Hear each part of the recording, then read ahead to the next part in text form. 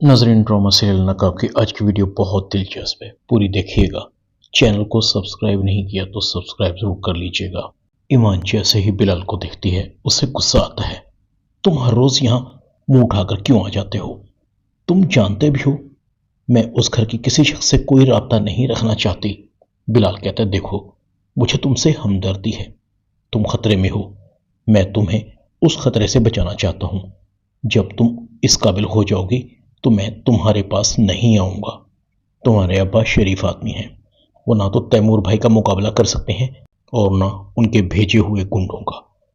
तुम्हारी और तुम्हारे घर की पिछले कई दिनों से निगरानी हो रही है। कोई है तुम्हें नुकसान पहुंचाना चाहता है।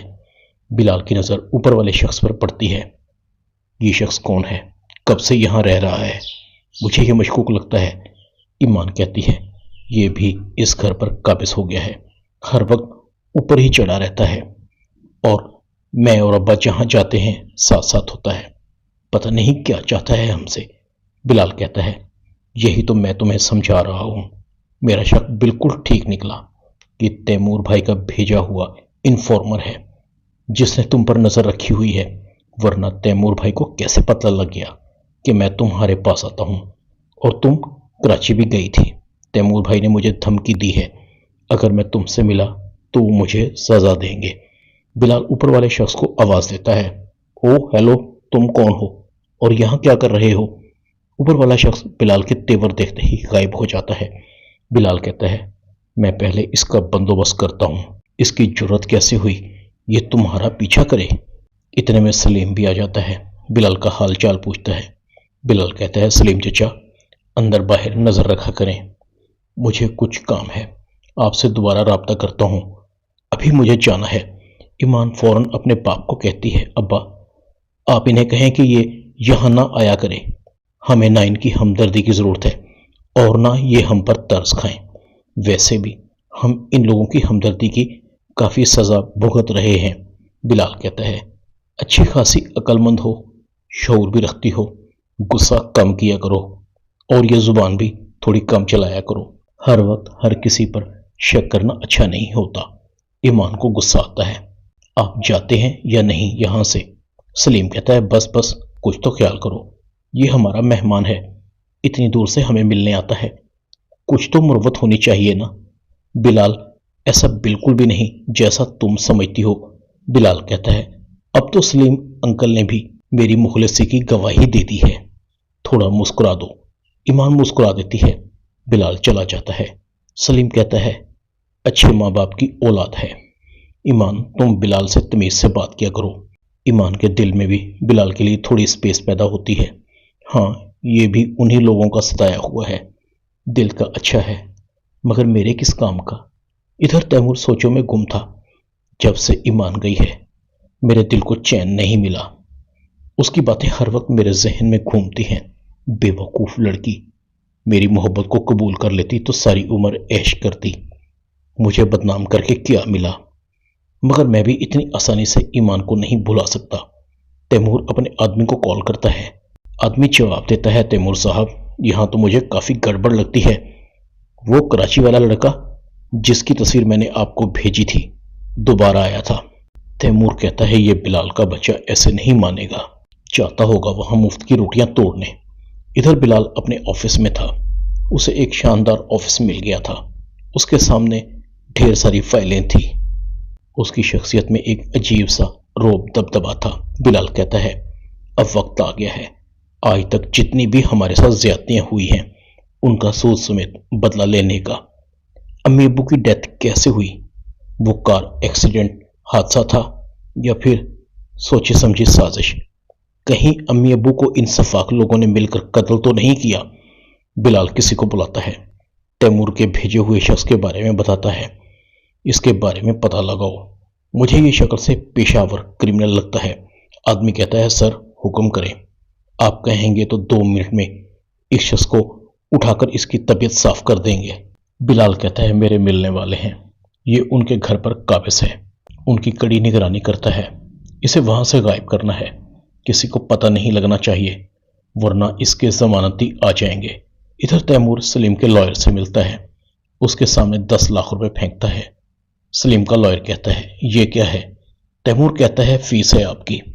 سلیم کے گھر کا کیس ہارنا ہے آپ کو۔ انکار سننے کا عادی نہیں ہوں میں، جب کام ہو جائے گا تو آپ کو اور بھی پیسے ملیں گے۔ لائر پیسے اٹھا لیتا ہے۔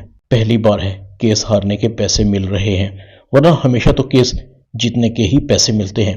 تیمور چلا جاتا ہے، ایمان کے نمبر کو ملاتا ہے، مگر ایمان کا نمبر بند تھا۔ ادھر تیمور کی ماں سارا اپنے شوہر کو کہتی ہے ناصر صاحب پتہ نہیں احد کو کیا ہو گیا ہے، وہ پہلے والا احد تو رہا ہی نہیں۔ اس کی زبان تائی امی کہتے تھکتی نہیں تھی، مگر اب ایسا بدلا ہے کہ ہماری طرف تو دیکھتا بھی نہیں۔ ناصر کہتا ہے بچہ ہے، ناسمجھ ہے، جوانی ہے، یہ عمر ہی ایسی ہوتی ہے۔ سارا کہتی ہے نہیں ناصر صاحب، ضرور اندر کوئی بڑی کھچڑی پک رہی ہے۔ ناصر کہتا ہے دوسروں پر توجہ دینا چھوڑو، اپنی بہو پر توجہ دو۔ پتہ نہیں ان دونوں بہن بھائیوں کو کیا ہو گیا ہے۔ ویسے میں تیمور کو کہوں گا بلال پر نظر رکھے، کہاں رہتا ہے کہاں جاتا ہے۔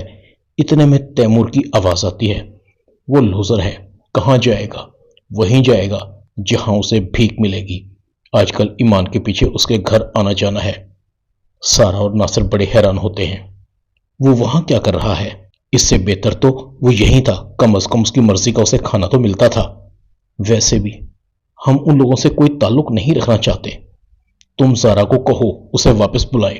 سارا کہتی ہے آپ ٹھیک کہہ رہے ہیں ناصر صاحب، بلال یہاں رہے گا تو چھوٹے موٹے کام تو کرے گا نا، پارٹی وغیرہ ہو تو مینیو اچھا سیٹ کرتا ہے، اس کے ہوتے ہوئے کسی چیز کی کمی نہیں رہتی۔ آپ نے دیکھا نہیں لیلا نے پہلی ہی پارٹی اپنے دم پر رکھی تھی، کتنی بے عزتی ہوئی ہے، کسی کو منہ دکھانے کے لائق نہیں چھوڑا۔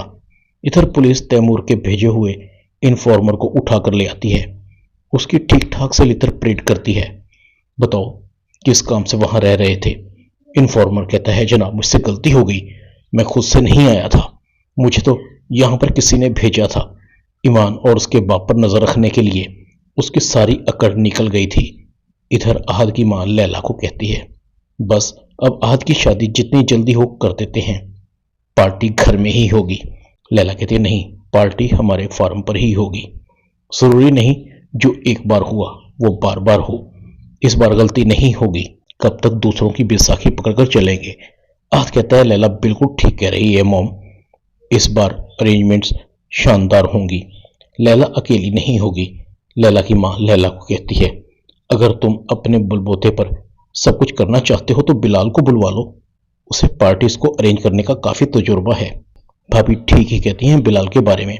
احد کہتا ہے موم اب ان لوگوں کا پیچھا چھوڑ دیں، کب تک ہم دوسروں کی طرف دیکھتے رہیں گے؟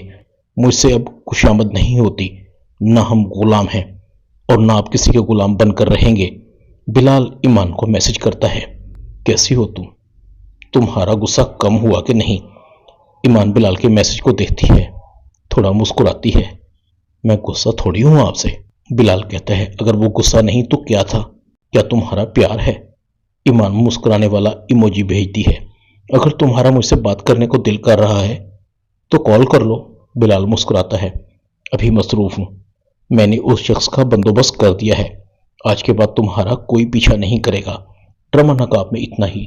چینل کو سبسکرائب کر دیں، ویڈیو کو لائک کر دیں اور بیل آئیکن کے بٹن کو دبا کر آل پر کلک کر دیں تاکہ آپ کو میری نئی آنے والی ویڈیو کا نوٹیفیکیشن فوراً مل سکے۔ اپنا خیال رکھیے گا، اللہ حافظ۔